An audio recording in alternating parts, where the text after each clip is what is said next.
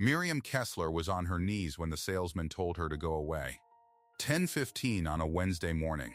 Halbrook Home Appliance, the big store off the highway in Grapevine, Texas. She had a plastic tray of price tags balanced on one thigh and a borrowed store Polo 2 sizes too big, and she was clipping fresh numbers onto the recliner display in the back corner. A man in a crisp shirt walked up fast. He had a couple trailing him, the kind who look ready to buy. He looked at her the way you look at a ladder somebody left in the aisle. "Hey," he said, "go find someone who actually knows the recliners." He didn't wait for an answer. He turned back to his couple and started his pitch. Miriam pulled a small notebook out of her back pocket. She wrote the sentence down, word for word. She did not correct him. She did not stand up. "Here's the thing you need to know." She wrote the exact sentence that man was supposed to say. It's on page 34. Greet every guest within 10 feet. Hand them to the right expert with a smile. He'd skipped the guest at his feet to chase the sale walking in the door. She kept clipping tags. 20 minutes later, a second man found her. This one had a manager's badge and a manager's walk. She drifted a few steps into the main aisle, reaching for a tag that had slid under a floor sample. He put his hand out flat, like he was stopping traffic. "Ma'am," he said, "you need to stop wandering into the customer path." Wandering. She wrote that one down too. Now that man was certified on a 212-page operations manual. Every manager in that 140,000 square foot building was. They'd all sat the training, passed the test, signed the sheet. And the woman he'd just waved out of the customer path is the woman who wrote all 212 pages. He was trained against her book. He didn't know her face. Let me tell you something before we go one step further, because I don't want you sitting there waiting for a trap. She isn't here to catch anyone. She says so out loud in the first minute. This is not a gotcha. She's not gathering evidence to fire a soul.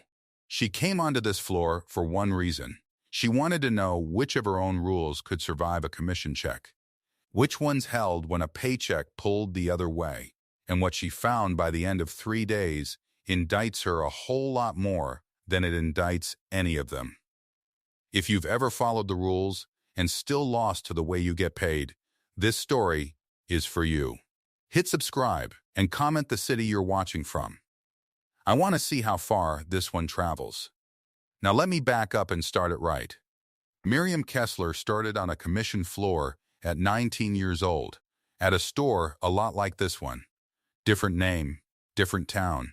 Same fluorescent hum, same carpet the color of a rainy parking lot. She sold washers and dryers on straight commission, and she learned every bad thing a floor can do to a person. She learned what it feels like to skip a lonely old man because he can't buy anything, and to hate yourself a little for it, and to do it anyway because rent is rent. She learned which managers protect their people, and which ones feed them to the numbers. She climbed, slowly, then all at once. Assistant manager, store manager, regional, and somewhere in there she started writing things down. Not policies at first, just fixes. Little rules that would have saved her, back when she was 19 and scared and good at the job and still going home in the red some weeks. Those notes became the manual. 212 pages. She wrote it to shield the associates. To give a tired kid on a bad day something to point to. A rule that says the guest comes first, and here's exactly how. And no manager gets to punish you for doing it right. That's who was clipping recliner tags on a Wednesday morning. Not a mystery shopper, not a spy. The director of retail operations for the whole chain. The author of the book. This was day 3 of what the company politely calls a store experience walk. 3 days on the floor in a borrowed Polo, name tag that just said trainee, learning the store the way a new hire learns it. She'd told her own team back at headquarters exactly why she wouldn't reveal herself. It wasn't a trap. It wasn't evidence. It was simpler and harder than that. A rule you write in a quiet conference room is a theory. A rule a real associate has to obey at 4:55 on a Wednesday. When they're $18 short of their draw, that's the test. She wanted to see the test run live. She had a favorite page. She'd told her team that too, almost shy about it. Page 118. The return exception policy. The one that says a guest with a genuinely defective product gets taken care of. Full stop, even past the window, even when the fine print could technically say no. That's the page I'm proudest of, she'd said. Everything else on that floor is selling. That page is the promise. She'd mentioned one other thing, offhand. The way you mention a light that's been flickering for years. The suggestion inbox. The little digital box where any associate can send an idea straight up the chain. Nobody reads it, she'd said. We should fix that. And then the meeting moved on, the way meetings do. By noon that Wednesday, she'd have her answer about the manual. She hated it before she even had it all the way. The first real interaction came fast, and it was the recliner man again, Brandon Poe. 29 years old, though the exhaustion under his eyes aged him. She learned his name off his badge while he pitched the couple, and she learned the rest of him from the way he moved. Quick, hungry in a way that wasn't greedy, it was scared. There's a difference. Greed struts. Fear hustles. He closed the couple on a leather sectional with the extended warranty, walked them to the register himself, came back beaming, and then not beaming, because the floor was empty again. An empty floor doesn't pay. He walked right past a man standing alone by the recliners. Older fella. Cardigan. The kind of person who wanders a furniture store on a weekday morning because his knees hurt and his house is quiet. No buying signal on him at all. Poe clocked him, priced him in half a second, and kept moving toward the entrance where the next paycheck might walk in. Miriam watched the older man sit in 3 recliners by himself, work the levers, and leave without a soul saying good morning to him. She wrote a number in her notebook. Not a judgment, a number. Because here's what she already knew, and what you need to know to understand what breaks her later. The reps at that store earn 6% commission against a $1,200 monthly draw. That means every month starts them $1,200 in the hole, and they climb out on their closes, and only the dollars above the draw are really theirs. And a guest like that older man in the cardigan, a guest with no visible intention to buy, costs a rep somewhere around 18 unpaid minutes to serve well. 18 minutes of greeting, listening, walking him through the mechanisms when there's no close at the end of it. 18 minutes that don't touch the draw. She knew that math cold. Because she'd approved that math. In a conference room. In under a minute, somebody slid a comp sheet across a table 2 years back. 6%, 1,200 draw, standard for the category. And she'd nodded and signed and reached for her coffee. Under a minute. Brandon Poe didn't skip that old man because he's a bad person. He skipped him because Miriam Kessler had built a machine that charges him for kindness. She hadn't traced that all the way yet. Standing on the floor, she just felt the edge of it, like a stair that isn't where your foot expected. Then came Gary Linwood and the word wandering. Linwood was a floor manager, 38, clipboard energy, eyes always on the lanes. She understood him inside of 30 seconds. He wasn't cruel. He was optimized. He watched the sales lanes like a man watching a heart monitor, because the sales lanes are what he got graded on, and a trainee stepping into the customer path was, to him, a variable out of place. Stop wandering into the customer path. He said it and moved on and never once wondered who she was, because in his world, she was noise, and his job was signal. That lane metric he lived and died by. She ranked managers on it. She'd built the scorecard. Traffic flow, path adherence, keep the aisles clean for the guests who are ready to buy. Sounds like service. Reads like service. But she watched it turn a manager into a man who'd rather move a person than help one, because a person standing still in the wrong spot dinged his number, and a person helped didn't show up on the board at all. She wrote that down too, and under it, she wrote, Quiet. Just for herself. That's mine. She went to lunch alone in her car in the parking lot and ate a gas station sandwich and did not enjoy it. The afternoon is where it got loud. Around the middle of the day, the store fills. Weekday lunch crowd, retirees, a few young parents with strollers dodging the floor samples. The delivery desk near the front had a line, and at the head of that line was a young mother. Baby on her hip, a folder of paperwork clutched in her free hand, and behind the desk stood Cheryl Dane, 52, delivery coordinator, a woman who'd clearly been doing this job long enough to have a wall around herself. Miriam was restocking tags on an end cap 10 feet away, close enough to hear all of it. The mattress was defective. That was the young woman's word, defective, and she said it 3 times, getting quieter each time the way people do when they can feel a no coming. A seam had split. Something inside had shifted. The baby wasn't sleeping, and neither was she. And she'd bought it here 6 weeks ago, and she wanted to return it. Cheryl Dane didn't even look at the paperwork. Once it's slept on, ma'am, a return's impossible, she said. Flat, rehearsed, a wall with a voice. That's mattresses. Health code. Nothing I can do. The lobby was watching now. That's the part that got Miriam's hand moving. A dozen guests in earshot, a couple more managers within sight, and every one of them hearing the store tell a young mother with a broken mattress and a baby on her hip that the store's promise didn't apply to her. Because it did apply to her. Page 118. The page Miriam was proudest of. Genuine defect. The window doesn't matter. The guest gets taken care of. Not impossible. The exact opposite of impossible. Cheryl Dane had just stood at that desk and contradicted the proudest page in the whole book in front of a full lobby without blinking, because she believed every word she said. Miriam's hand went to her lanyard.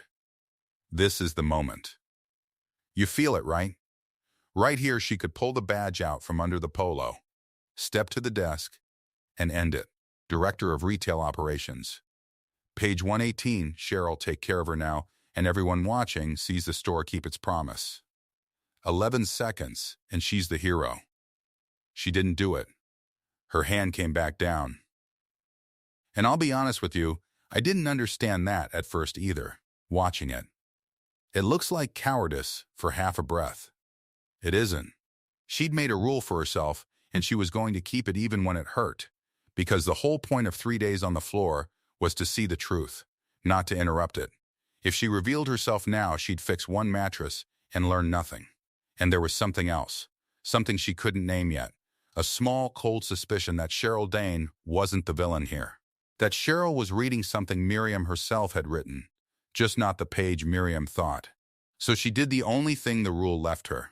She waited until the young mother turned from the desk, defeated, baby fussing, and Miriam met her halfway to the door. Slipped a business card into the woman's hand. Her real card, actually, though the woman couldn't have known what it meant. And she said it low, just between them. Call the store's main number Monday morning. Ask for page 118 by name. Say those words. Page 118. Somebody will know what it means. The young mother looked at her, confused, this trainee in a too big polo, and nodded because kindness is kindness even when you don't understand it. And she left. Miriam went back to her tags. Her hands weren't quite steady. That night she didn't sleep much. The hotel was one of those highway ones with a parking lot view and a headboard bolted to the wall. She spread everything across the bedspread.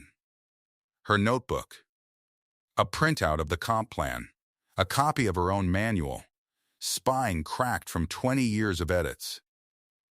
And she started tracing.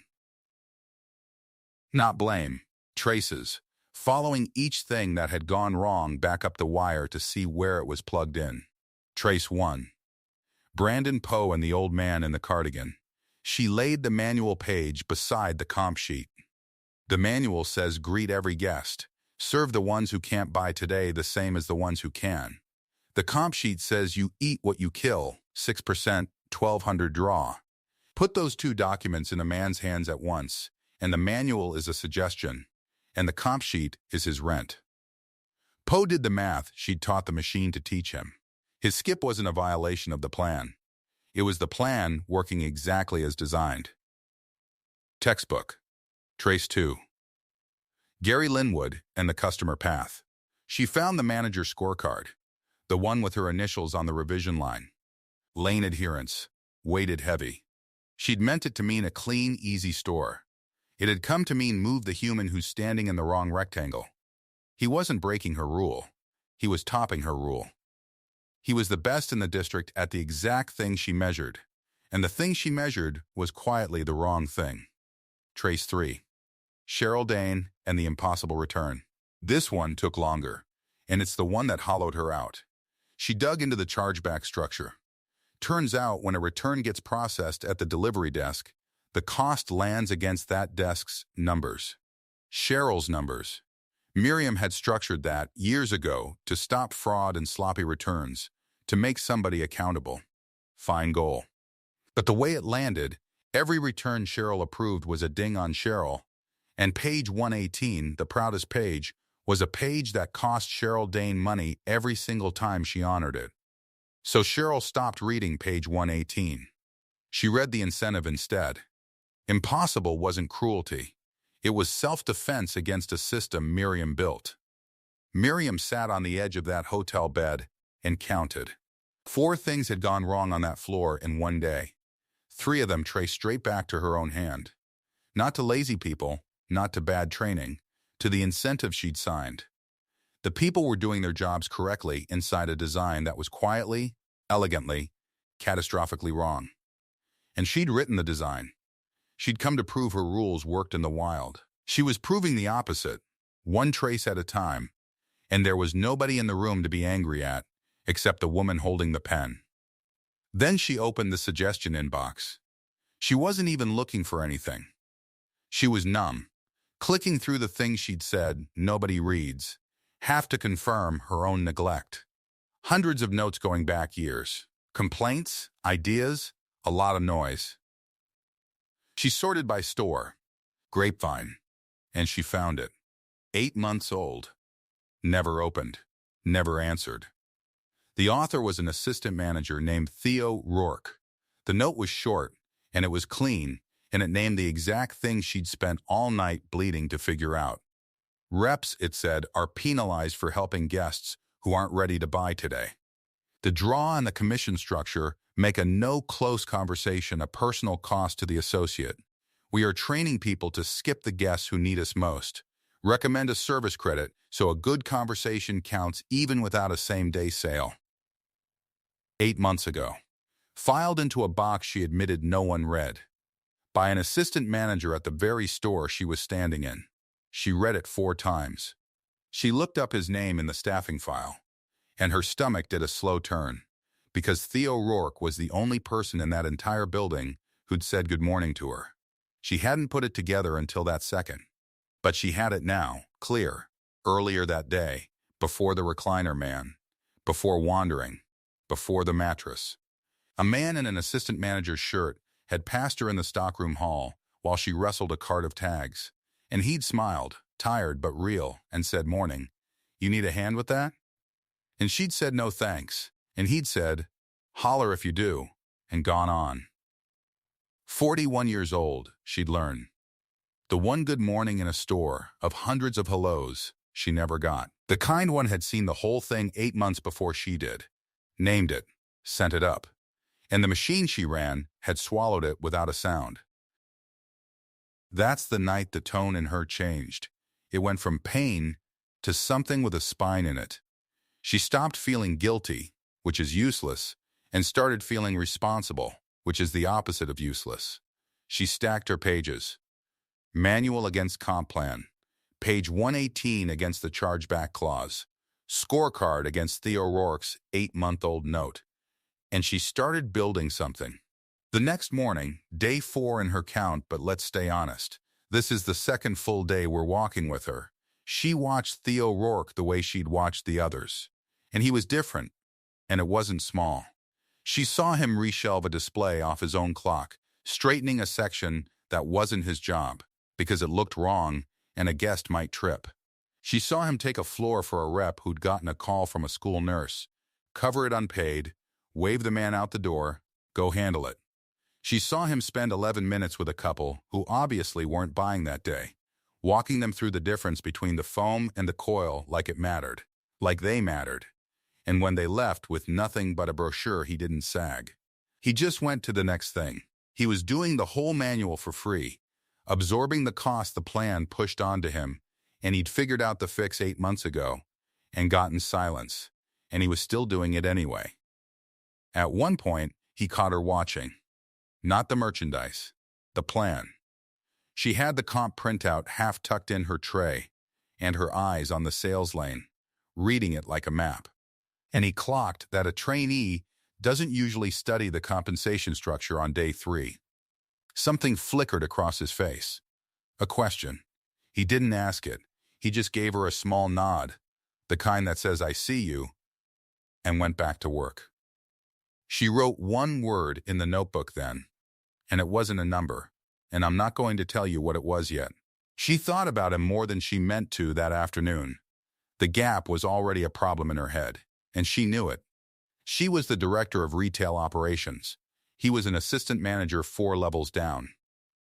There is no version of a woman in her chair reaching toward a man in his without it becoming a story about power, about favors, about a thing it wasn't. She filed the thought where she filed the mattress and the old man.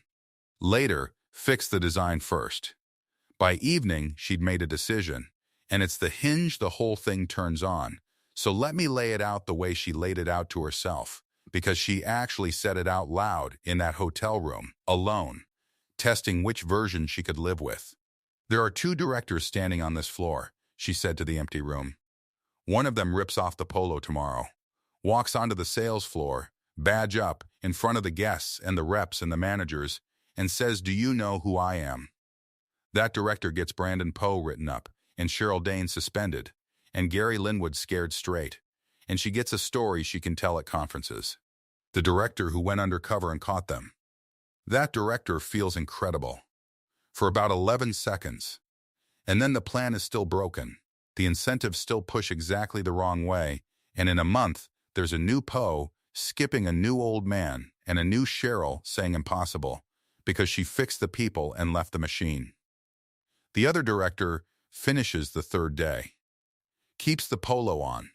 Doesn't catch anyone, because there's no one to catch. The people were never the failure. She takes the machine apart instead. And she does it not on the floor where it feels good, but in the room where the machine actually lives, in front of the people who can turn the screws, with the pages in her hand. She chose the second one. Of course she did. But I want you to sit with how much the first one wanted her. The reveal would have felt good for 11 seconds. She wanted the fix that lasts 11 years. And then she did a thing that I still can't quite believe. And it's exactly right. The next day, before she left the floor for good, she walked up to Brandon Poe. As a customer, she'd changed out of the Polo on her break into her own clothes, no badge, just a woman shopping for a recliner. And she let Brandon Poe sell to her the whole script, start to finish. She played the guest with a real buying signal, and she watched him become the best version of himself, warm and sharp and genuinely helpful.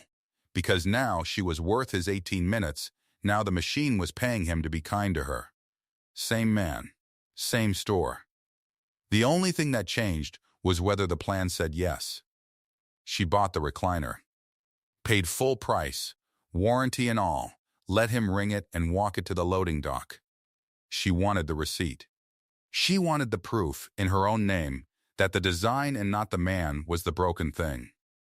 When the plan pointed at her, Brandon Poe was everything the manual asked for. It was never him. It was the arrow. She signed the slip. He shook her hand and thanked her, this stranger, and had no idea he just sold a $1,200 recliner to the woman who wrote the book he was trained on. The woman he'd told, 2 days earlier, to go find someone who actually knew the recliners. She carried that receipt out to her car like it was made of glass. That night, she started building the case for Thursday. The real one. She laid page 118 beside the commission clause on the hotel desk, and she read them out loud, one after the other, the promise and the price of the promise. And she heard exactly how they argued with each other. She built it 4 ways, 4 failures, 4 traces. The manual page against the comp clause every time. She printed Theo Rourke's note and read it again and set it on top of the stack where she'd see it first. And somewhere in there, past midnight, she let herself think about him for real. Just for a minute. The good morning. The nod. The 11 minutes he gave a couple who'd never buy. She thought about how she was about to walk into a leadership meeting and hold up the note of a man 4 levels below her and praise it in front of the whole table. And how, if anyone knew what that one word in her notebook meant, it would look like exactly the thing it wasn't. She'd have to be careful. She'd have to praise the work and never the man, or she'd poison both. She turned off the light. Thursday was in 2 days. She had the pages, she had the receipt, she had the note. She knew the machine down to the screw now, and she knew it was hers, and she knew the room would recognize her the second she walked in wearing what she was planning to wear. She just didn't know yet that the SVP of stores was going to look at her 4 failures and her 4 traces and the 8-month-old note from the kind man at the back of the room and decide the real problem was the underperformers. But that's Thursday. And Thursday is where the floor stops being quiet. Thursday morning, she didn't wear the suit. She stood in the hotel room and looked at the suit on its hanger, the good gray one, the one the room would expect. Then she looked at the store polo folded on the bedspread beside the cracked spine manual. Halbrook Navy. A little pilled at the collar from 3 days of wear. She'd worn it on her knees in the back corner. She'd worn it while a man told her to go find someone who knew the recliners. She put on the polo. She drove to the corporate office with the printouts in a plain folder on the passenger seat. Page 118 on top. Under it, the commission clause. Under that, 4 traces, the manual page against the comp clause 4 times over.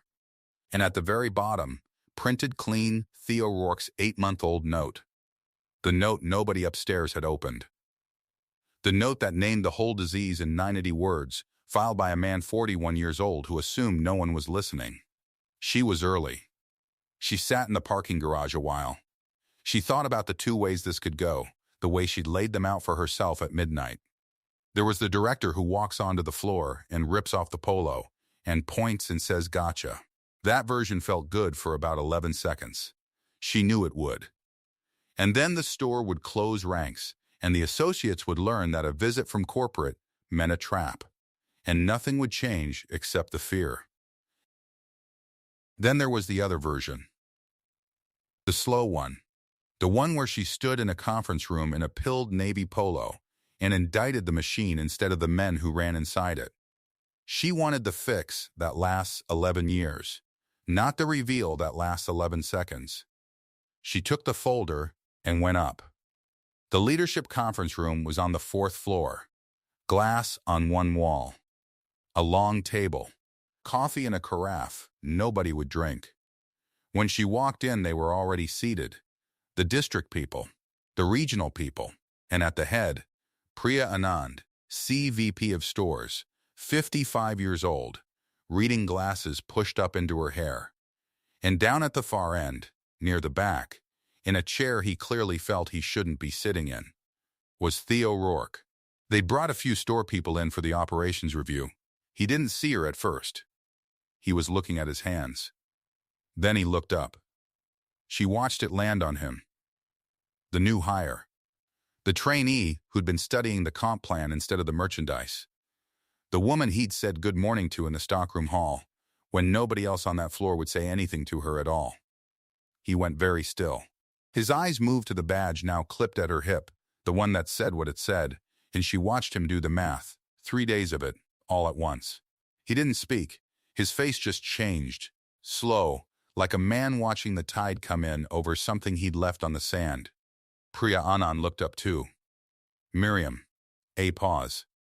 "You're in a polo." "I am," Miriam said. She set the folder down. She didn't sit. I spent 3 days on the floor at the Grapevine store as a trainee, restocking recliner price tags in the back corner. 10:15 on a Wednesday morning, I was on my knees with a tray of tags.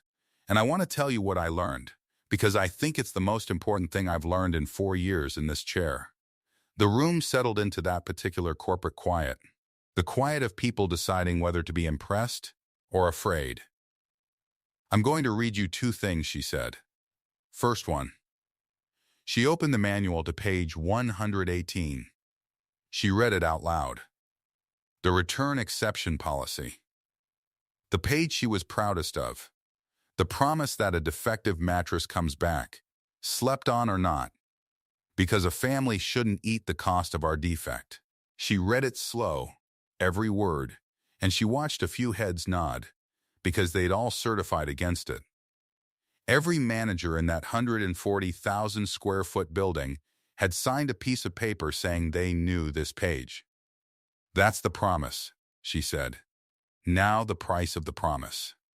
She read the commission clause, the 6% against the $1,200 monthly draw, and then the chargeback schedule, the one that pulls money off a delivery coordinator's desk every time a return runs through it. She read the paragraph that meant a woman named Cheryl Dane, 52 years old, lost money out of her own check every single time she honored page 118. She set both papers down side by side where the projector could catch them. Page 118 says yes, Miriam said. The plan says no. She let it sit. Tell me which one your associate can afford to read at 4:55 on a Wednesday. Nobody answered. The carafe ticked as it cooled. I watched Cheryl Dane tell a young mother with an 8-month-old on her hip that a defective mattress was impossible to return once it had been slept on. In front of a full lobby. And she was wrong. Page 118 makes it right. But Cheryl wasn't reading page 118. She was reading her paycheck. And her paycheck told her the truth about what this company actually rewards. She turned a page in the folder. I watched a salesman, Brandon Poe, 29 years old, wave me off an elderly woman who wanted to sit in the recliners and talk. He told me to go find someone who knew them. He gave a paying couple 11 good minutes and gave her nothing. And he was right too, under the plan, because a customer with no buying signal costs him about 18 unpaid minutes he can't feed a newborn with. I watched a floor manager, Gary Linwood, 38, tell me to stop wandering into the customer path, because I was ranking his lane adherence metric, and a body in the wrong lane is a ding on a number I built. She looked around the table. 3 of those 4 failures trace straight back to compensation, and I want to be honest with this room about who designed that compensation. She put her hand flat on the folder. I did, in a conference room like this one. The 18-minute math, the chargeback schedule, the lane metric. I approved every piece of it, most of it in under a minute, because it looked clean on a slide. That's when Priya Anand took the glasses out of her hair. Miriam, she said, careful, warm, the voice of someone steering a car back into its lane. This is good work. It really is. But I think what you've actually found is an execution problem. You've got a salesman skipping guests, a coordinator who doesn't know her own manual. That's not the plan. That's underperformance. Frankly, it sounds like Grapevine has 2 or 3 people we should be managing out, not a comp structure we need to tear up chain-wide. And there it was. Miriam had known it was coming. She'd known it in the parking garage. It still cost her something to hear it out loud, the whole machine reaching for the easiest handle, the one that cost the company nothing and cost 3 floor people their jobs. Priya, she said, if one associate skips a guest, that's a person. When every associate on a floor makes the same rational choice, that's not 4 bad people. That's a good design working exactly the way we built it. We didn't hire 4 failures. We wrote one. That's a lovely line, Anand said, and she wasn't being cruel, that was the thing. She genuinely believed it. But I can't take a comp overhaul to the board on a lovely line and 3 days of one director in a Polo. You won't have to, Miriam said. I ran a pilot. She turned the last page. 6 weeks ago, quietly, one store. Paid conversation credits. No penalty on a no close hour. Page 118 returns pulled off the coordinator's chargeback entirely. Service scores went up 9 points. And revenue held flat. Same money, Priya. We paid people to be human, and it cost us nothing. She slid the sheet down the table. The data's real. Check it against a lovely line all you want. Anand read it. The room read it over her shoulder, and that way rooms do. And Miriam did one more thing. There's one more author I want you to meet, she said, and she brought Theo Rourke's note up onto the screen. 90 words, filed 8 months ago. Into the suggestion inbox. Nobody reads. She read it aloud to the full leadership table. Every word, the whole diagnosis. Reps penalized for helping customers who show no signal. The promise on the page losing every argument it has with the check. It was the exact thing she'd spent 3 days and a sleepless night discovering. And it had been sitting in an unopened digital box for 8 months. Written by an assistant manager 41 years old who'd assumed no one upstairs was listening. An associate on the floor named this, she said, 8 months before I did, in 90 words. We just never opened the box. She did not say his name with any weight on it. She read it the way she'd read the manual. Flat, fair, no warmth she didn't spend on anyone else in the room. But heads turned anyway, down toward the back, toward the still man in the chair, and Theo Rourke sat under all of it and looked at the table and did not look at her. And she made herself not look at him a beat longer than she'd looked at anyone. Because that was the other trap. She'd seen it at midnight. Praise the work, never the man. 4 levels apart. If she reached for him in that room, even with her voice, she'd poison the one clean thing on the floor and turn his good note into a rumor. So she praised the note and let the man keep his dignity, and it nearly killed her to do it. I'm not here to discipline Grapevine, she said to the room. I'm here to fix what I built. Priya, I want the comp revision on the agenda, not next quarter. Now, Anand held the pilot sheet a long moment. Leave it with me, she said, which, from Priya Anand, was not a no. Miriam gathered her folder. The meeting moved on to other stores, other numbers. And Theo Rourke slipped out before it ended, and she let him go, because there was nothing she could say to him yet that wouldn't be the wrong shape. The next morning, she drove back to Grapevine. She found Brandon Poe on the floor before it opened, restocking, a coffee going cold on an end table. 29 years old, tired in the way new fathers are tired, that specific hollowed-out patience. He straightened when he saw her, and she watched him not recognize her for a second, and then recognize her, the trainee, and then the badge. And his face did the thing Theo's had done. Only faster and with more fear in it, because a salesman knows exactly how much a corporate visit can cost him. I need to tell you something, she said, before he could apologize, and I need you to hear the whole thing. He waited.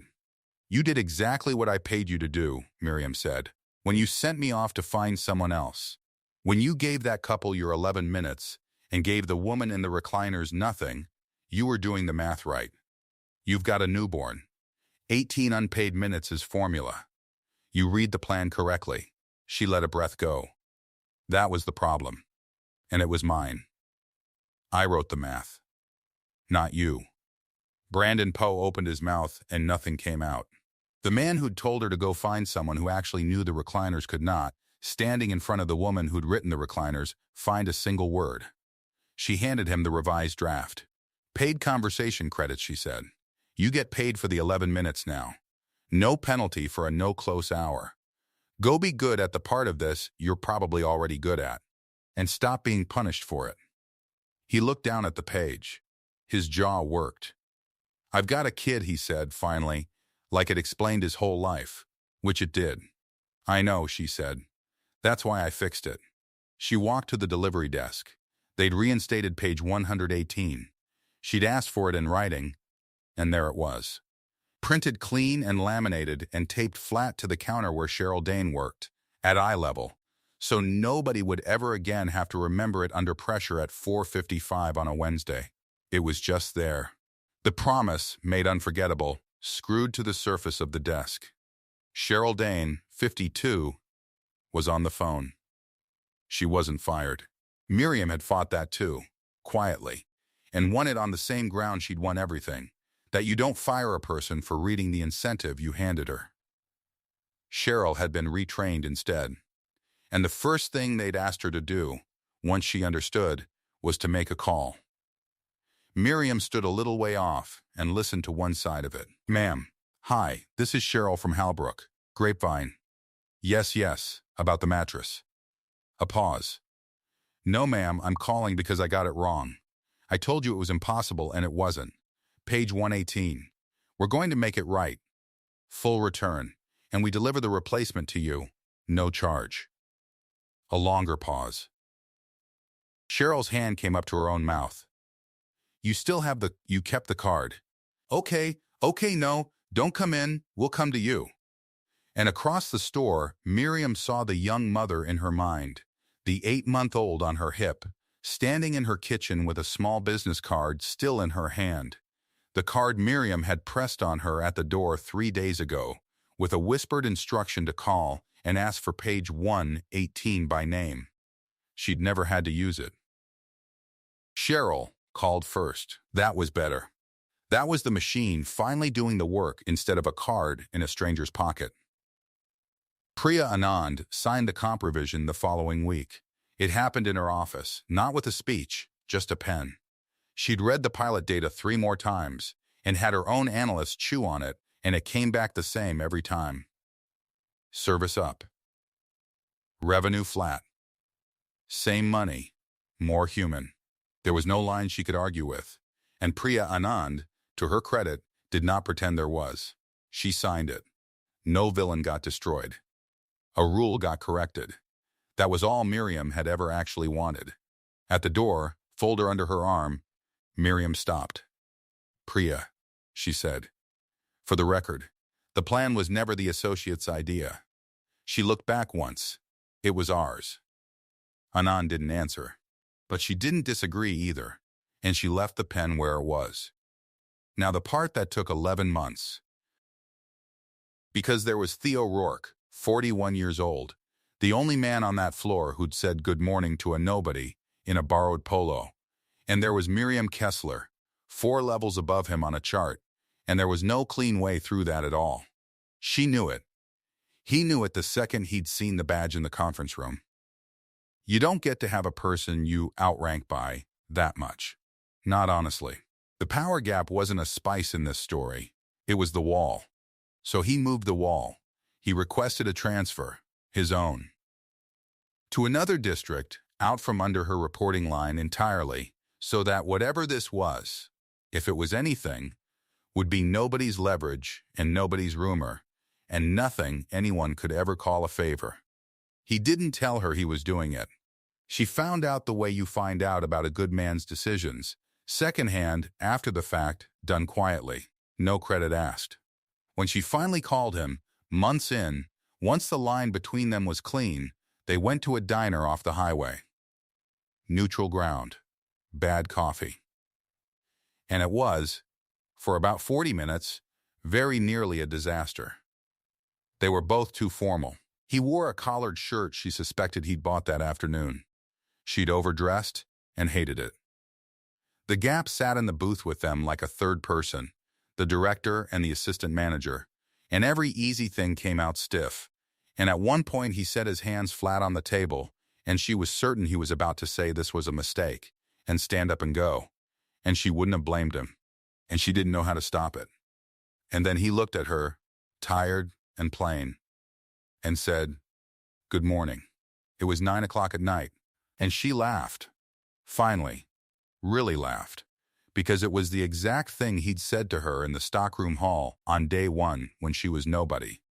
The 2 words that had started all of it, and he was giving them back to her now at night in a bad diner to say, "I knew you when you were a nobody, and I'd have said it anyway." She laughed, and then he laughed. And the third person got up and left the booth. And it was fine. It was ordinary and small and fine.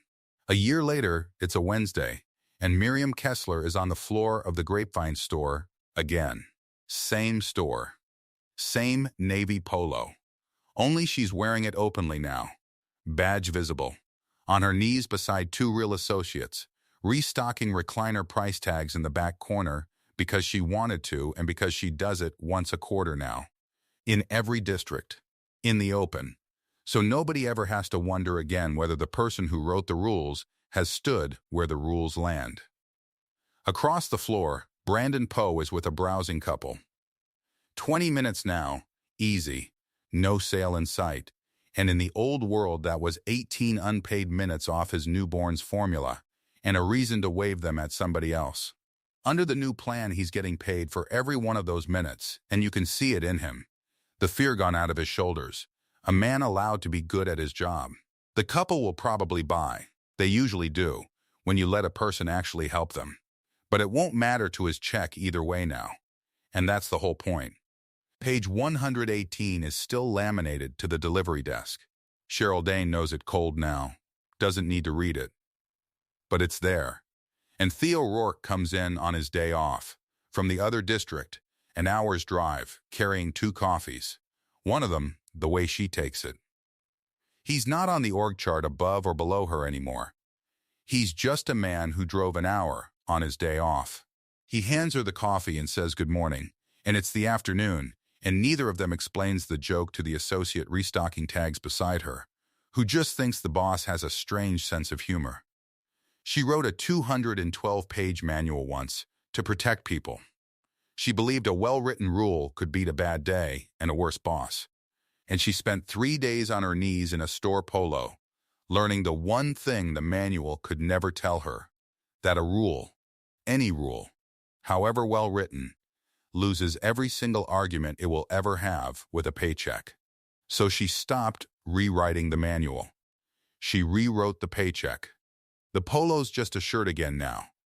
Nobody's disguise, nobody's indictment.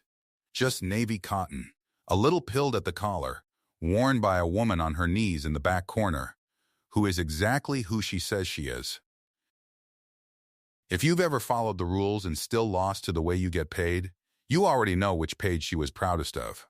Comment the city you're watching from. I want to see how far this one travels. There's a particular kind of quiet that settles over a store floor in the hour before close, when the overhead lights are still bright, but the foot traffic has thinned, and the people still working are moving on muscle memory alone. Miriam Kessler knows that quiet. She grew up in it, in a store smaller than this one, with cheaper fixtures, and a manager who never once asked her what she thought. She knows the specific weight of it, how it presses differently on the shoulders of someone who needs the draw to clear versus someone whose rent is already covered. She knew it at 19. She thought she'd designed around it. She hadn't. That was the whole lesson, and it took her 3 days on her knees among the price tags to learn it. The associate restocking beside her on this particular Wednesday is named Caitlin. She's 23, she has a 6-month-old at home, and she is working this floor because the commission structure here, the revised one, the one that went into effect 8 months ago, actually lets a person make a living without lying to a customer. Miriam knows this because she reads Caitlin's onboarding paperwork. She reads everyone's onboarding paperwork now. Not to audit, just to remember where she was when she thought a policy could substitute for a paycheck. The paperwork keeps her honest. Caitlin doesn't know any of that. She just thinks the woman in the polo who keeps showing up on Wednesdays is management doing something management adjacent, which is close enough to true. They work in a comfortable silence, rotating tags, checking the label alignment on a pair of leather sectionals that have been slightly out of position since someone sat in the display piece 3 days ago and swiveled. Miriam straightens the throw pillow on the left cushion. Not because anyone will notice, just because it's better. This is what she gets wrong, she thinks, about the manual. All 212 pages of it. She wrote it in the language of outcome, what a great customer experience looks like, how a return exception should be handled, where the lane boundaries sit. She wrote what should happen and called it policy. She never once asked what made it possible for a person to do those things without losing money doing them. She assumed the gap between behavior and reward was a training problem, not a design problem. She assumed it for 16 years. Theo arrives at 4:15, which is a Tuesday feeling time for a Wednesday, and he is carrying 2 cups from the place off the service road that roasts their own beans and charges accordingly. Miriam knows what the coffee costs. She knows it because on their second outing, not a disaster like the first, but not exactly graceful either.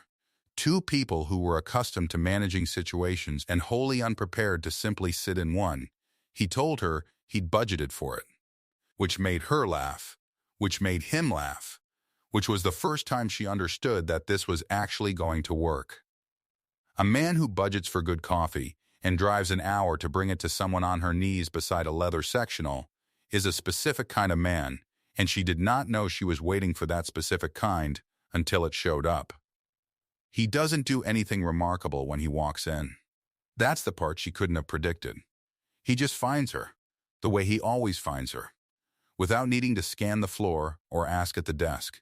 He hands her the coffee. He nods at Caitlin, who nods back and very professionally pretends not to notice that the visiting director just became a different version of herself in about 4 seconds flat. Theo picks up a price tag from the bin and starts rotating the sectional beside her, because he worked a floor for 9 years and some things you never unlearn, and Miriam thinks, not for the first time, that the suggestion note he filed into the void 8 months before she ever walked into this store was the most useful document in the building. More useful than page 118. More useful than any of it. She should tell him that. She will tell him that. Maybe not today, but the architecture of the thought is already there, has been there for a while. The couple Brandon Poe has been with for the last 20 minutes makes a decision. You can see it happen. The woman stops walking the perimeter and comes back to the recliner she touched first. And her husband stops checking his phone. And Brandon, who knows exactly what that means, does not rush it. He just stands there. Available. No urgency. No manufactured pressure. Under the old plan, that patience would have cost him a clean half hour off the board. Under this one, it costs him nothing. And the customer can feel the difference even if she can't name it. She sits down again. She leans back. She looks at her husband. He shrugs, which is a yes. Miriam takes a sip of the coffee. It's good. It's always good. She's not going to write a policy about it.